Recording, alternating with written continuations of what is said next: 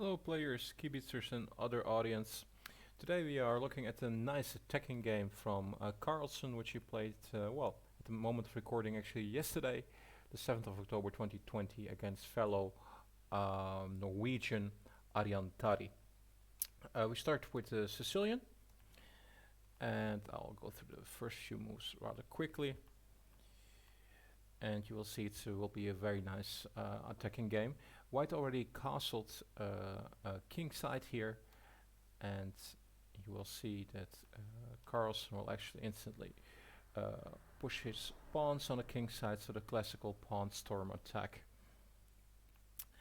Now, in case you're not familiar with this line, after bishop takes f6, black needs to take with the pawn.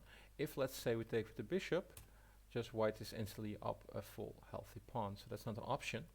So the fact that white here chooses to take the knight is for the idea that after g takes f6, it's not so certain where the black king would go. The pawns are already committed in going forward on the queen side. The king side is open. Should it stay in the middle perhaps? And black thinks, well, I have the bishop there, I have a decent position, and I have attacking chances against the white king. So that are the main thoughts. King b1 is also very much into the theme, defending the weak a2 pawn and moving out of the half open c file. Queen b6, f5. Carlsen decided to castle queen side. The king can always move over to b8 and then a8. With the idea of putting a rook back then at b8 again, or c8 to attack the white position. Bishop d3, and there we go, king b8. Knight to e2, adding control of the square d4, which can be a very relevant square. Future move potential of knight to f4, and well, it is touching g3, but that would be a non-logical move to be honest. Bishop c8 and knight f4, knight e5, and after bishop e2 we get d5. It's very interesting that how after the bishop is tickled by Carlsen on d3, it's like, well, let's keep that one on the board, and instantly Carlsen is like, oh, let's move the pawn forward. And in my opinion, it's always a very interesting relationship between the queen and rook, enemy rook, if they're on the same file, as you also see now.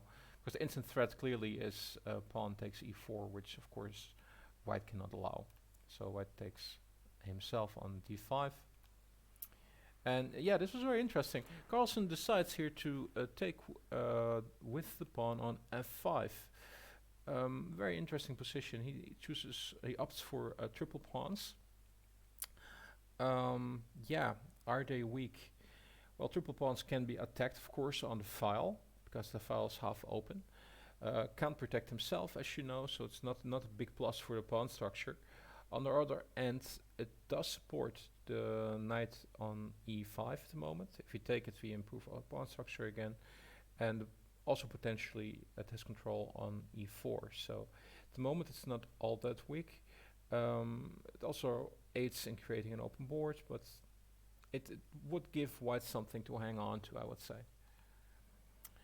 Improving the knight to the center, and bishop to c5. It's good to that diagonal. It adds pressure on the knight. It is enough defended for now, but yeah, it's important to notice. Rook h to f1, more active there, and potentially in the future we will attack the first of the triple pawns. Rook h to e8. It's all very logical moves, actually taking control of the open file. a3, king a8, as mentioned before. h3, not sure about that. Well, let's go a few moves further. Bishop to d7.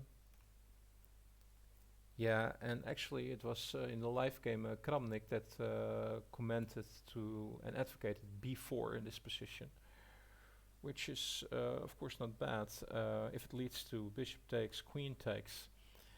then as you can see, we have, I would say, improved our position because there are less pieces on the board. The bishop pair is gone for black, and our pluses of the position are still there. So if we can grind this out, then white should eventually be better in the end game. Clearly, white cannot take the queens, because, well, it should, but this is clearly an even better position for white than with queens on the board.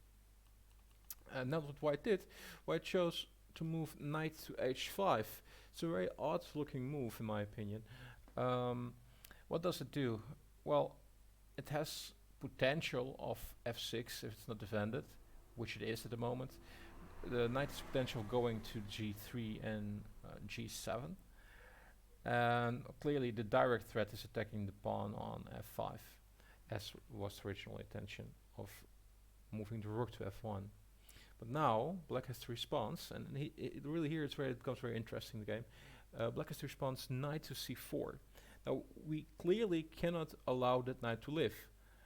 Not only because of the positional consideration of a knight on c4, but just out of sheer tactical considerations, because if you allow it to live, okay, what move are we going to make? Well, queen c1, oops, that is a piece.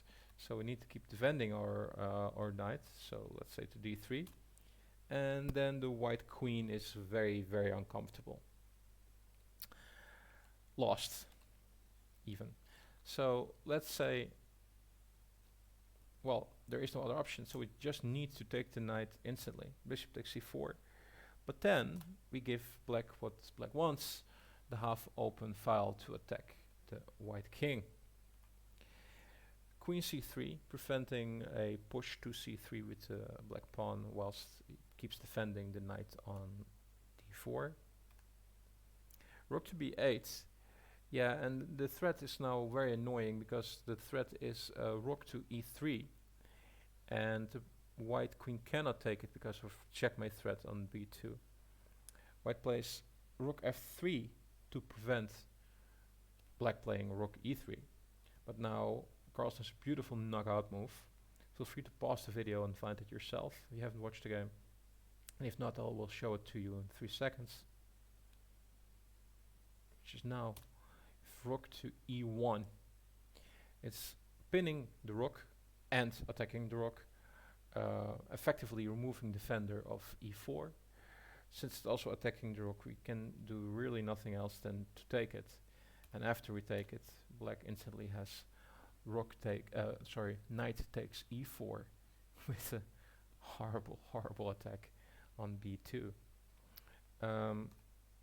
White goes to b4, facing the queen, but then discovered attack, queen to c7, rook attacks queen, also x-ray attack on b2. White moves d6, shouting boo at the black queen, but after queen c6, white really needs to accept his fate and move the queen. In this case, white opts to move to a5. Carlsen thought a bit in this position. That's because both takes looks very nice. Let's go over the move Carlsen did not take, and did not play, sorry. Rook takes b to check is the move that Carlsen did not play. If black plays this, then now there's only one simple response possible. It's king c1. If he would play king to a1, then we would step into a windmill, which is clearly not what we want. Then we get queen takes e6, and perhaps it looks a bit slow for the position since the white king is so open. But this is clearly a position that is one for black. It might take some moves before we get there, but the key is we have the bishop pair.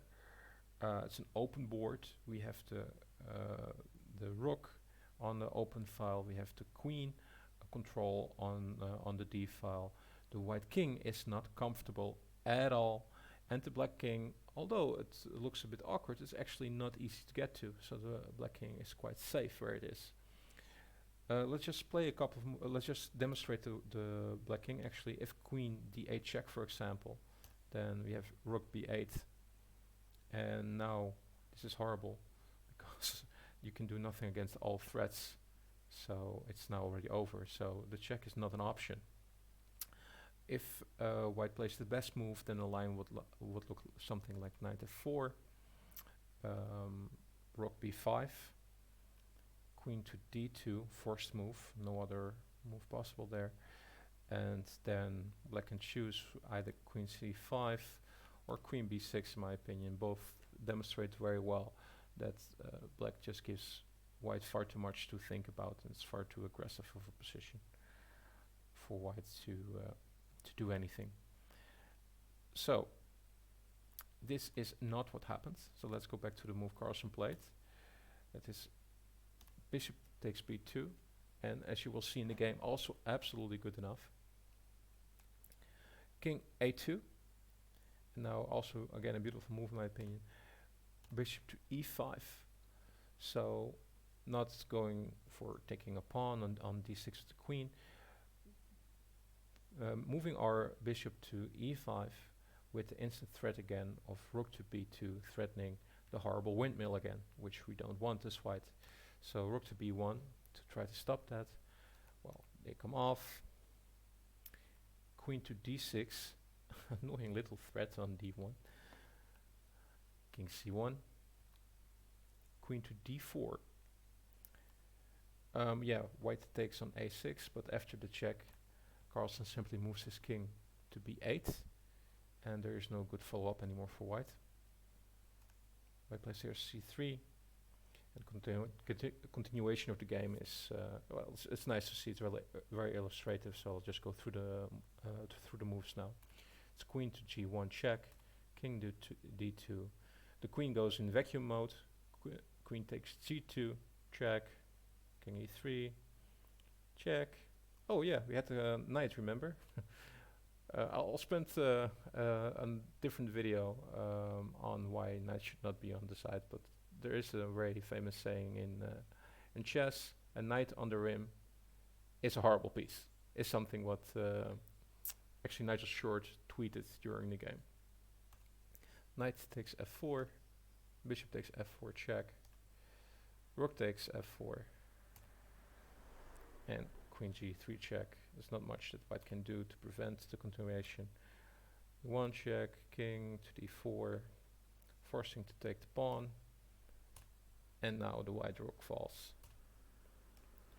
White played a couple of more moves, probably needed to accept his loss. I also suffer from that sometimes, but after bishop c8, white resigned and the game was over. I hope you enjoyed this game. In my opinion, it was a fun illustration of the attacking power of Magnus Carlsen. Let me know in the comments if you'd like to see these kind of games more often, if you'd like to see deeper analysis, or if you'd like to see total other subjects being treated by me. I'll read the comments, I'll reply to them, and the most popular comments I'll absolutely follow up on. Okay, be safe, have a great day, and hope to see you in next videos. Bye bye.